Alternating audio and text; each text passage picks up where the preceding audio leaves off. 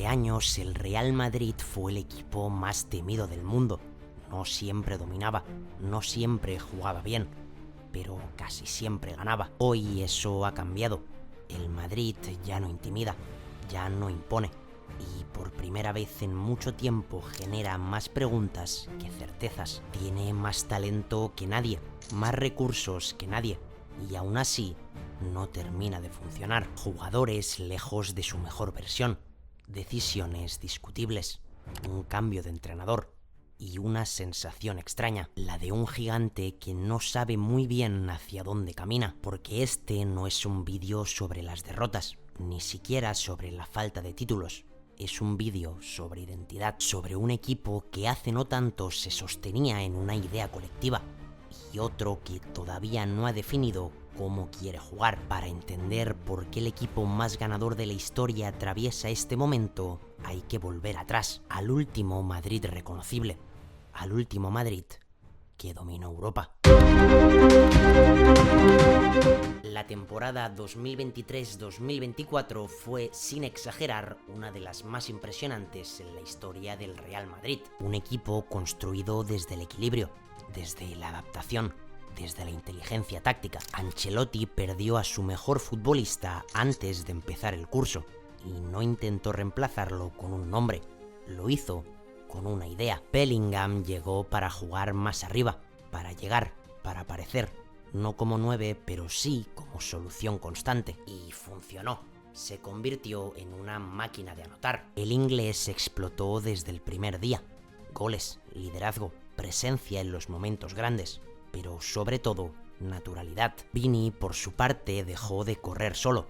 Encontró socios, encontró espacios y volvió a ser determinante sin cargar con todo el peso del ataque. Y ese equilibrio se tradujo en resultados. En Liga, el Real Madrid firmó una temporada excelente.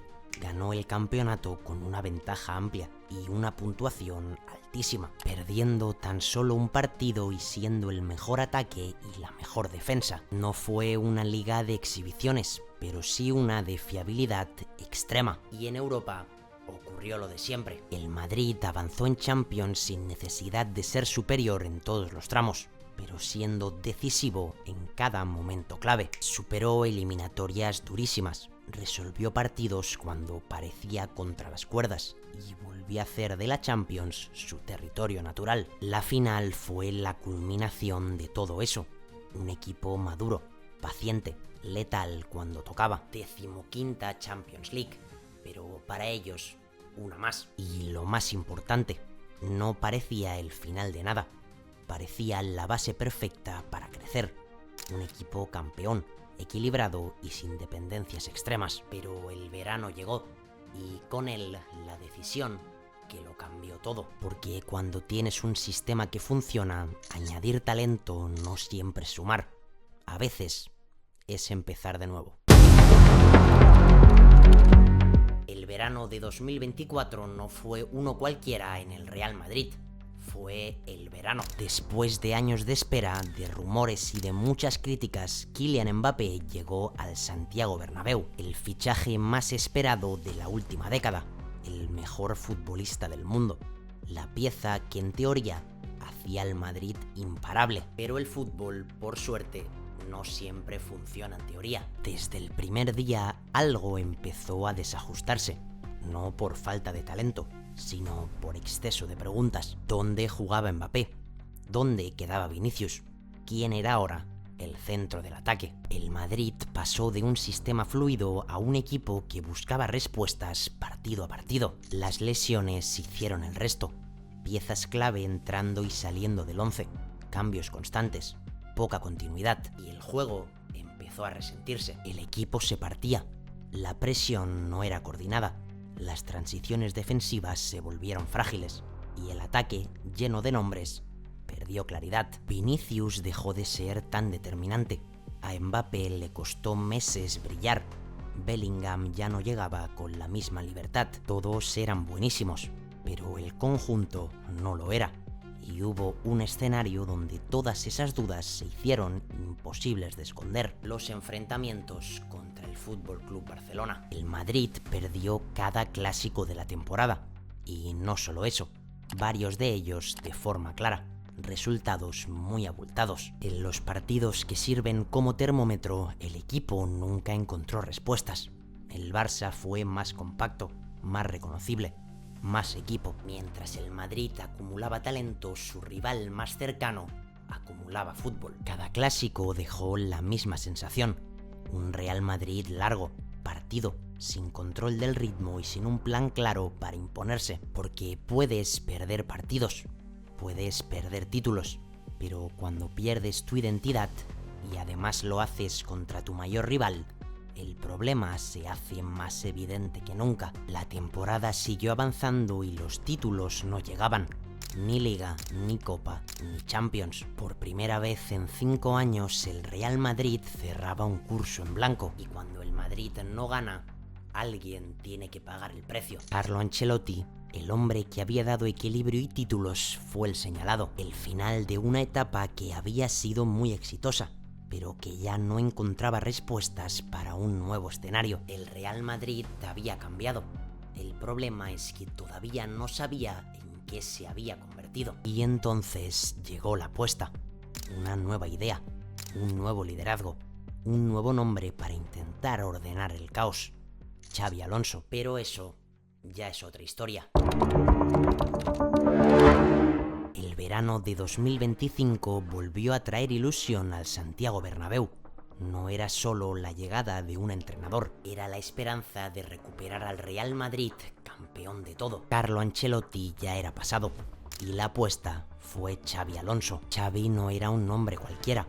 Había llegado a la élite en Alemania, donde destrozó el dominio histórico del Bayern de Múnich con el Bayer Leverkusen y estuvo a punto de conseguir una temporada entera sin perder un solo partido. No era un técnico con un palmarés enorme, pero sí uno con idea, método y estilo definido: control del juego, ritmo, presión coordinada, salida limpia del balón y unidad colectiva, y que venía a devolver exactamente lo que el Real Madrid había perdido en 2024.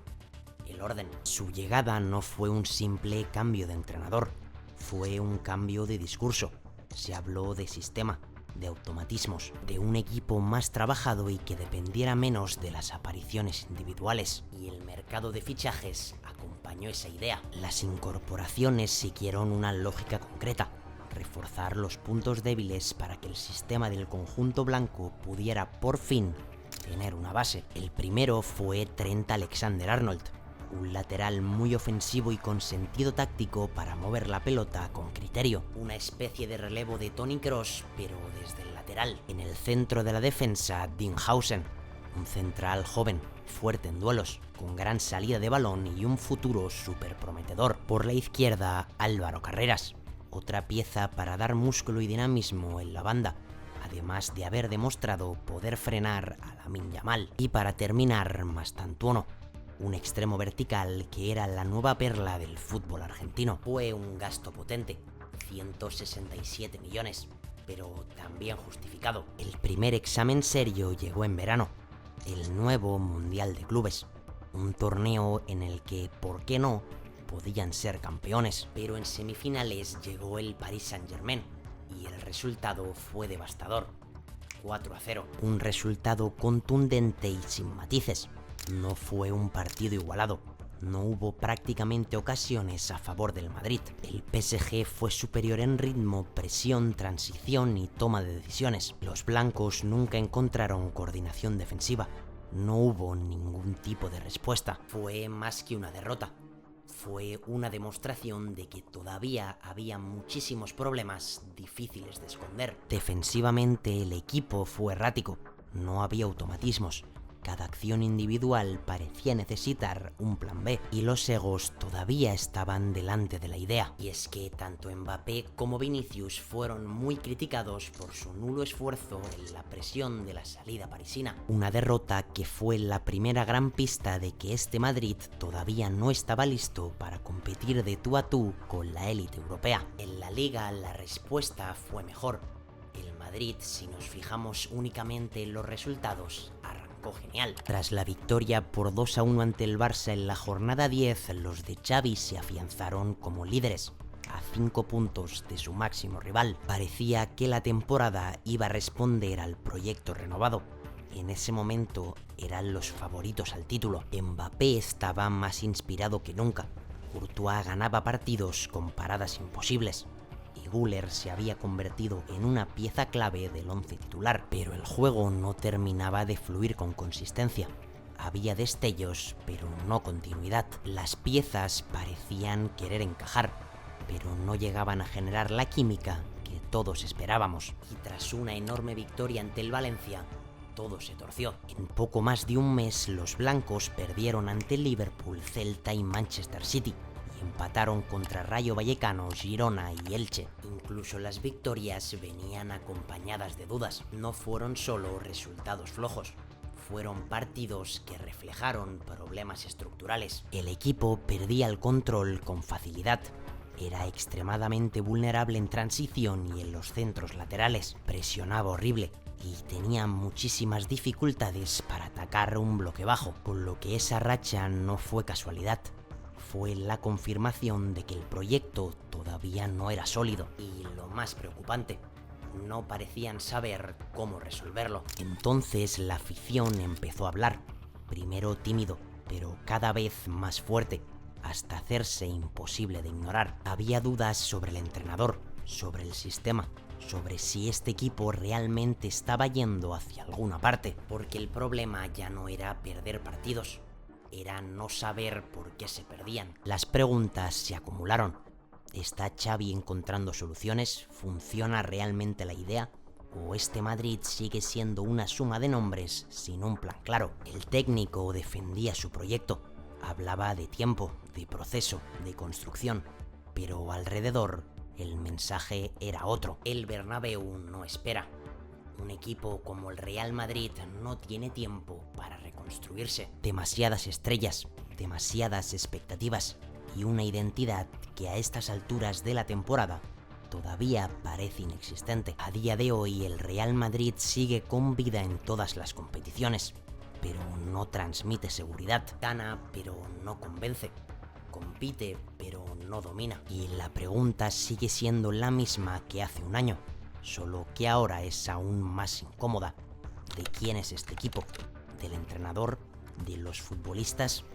¿O de nadie? Porque el Real Madrid ya no es el de la 23-24, pero tampoco termina de ser el de Xabi Alonso. Está en medio. Y cuando el Madrid vive en tierra de nadie, la historia dice que el golpe acaba llegando. El Real Madrid de hoy vive entre certezas y dudas.